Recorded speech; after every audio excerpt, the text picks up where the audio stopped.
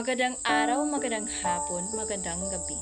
Isang karangalan kong maipakilala ang aking sarili sa pamamagitan ng tula ng aking isinulat.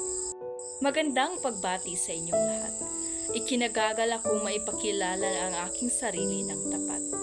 Ako nga pala si Lady Elaine Dacoilo, 20 taong gulang at kasalukuyang nakatira sa Kanangkaan, Corile, Bohol kung saan ipinanganak ang aking inay at ipinanganak din naman ako sa Lapu-Lapu, Cebu City.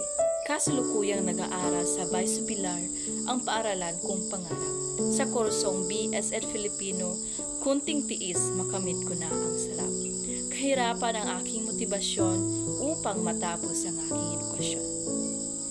Mahilig akong sumayaw, umawit at manood ng kidrama.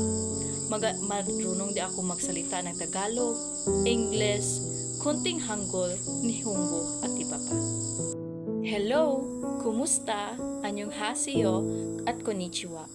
Marunong magluto, magsulat at kumanta, ngunit wala sa tugma. Sa tandang kunto, pati sulat kamay, perma ay napakasama. Marami na akong pinagdaanan, ngunit hindi naisipang sumukuman dahil batid ko'y nariyan ang Panginoon upang ako'y tulungan.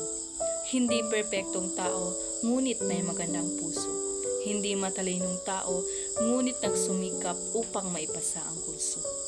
Bago ko makalimutan, nais ko lamang inyong malaman. Ina ko pala si Elena, ama ko ay si Raimundo naman. Maagang nagmamahalan, ngunit hiwalayan ang pinagtutunguhan. Para sa pagtatapos ng aking tula, nais kong sagutin ang nasa ibaba. Pinili ko ang kursong ito, gayong hindi ko naman gusto. Ngunit sa kagustuhan ng aking mga magulang, kaya't ito'y aking pinurso.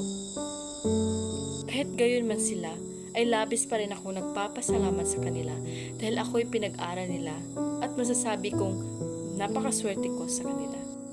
Kahit hanggat sa aking makakaya, magtatapos ako para sa kanila. Hindi sasayangin ang pagsisikap para makamit ang pangarap. Yun lamang po at maraming salamat.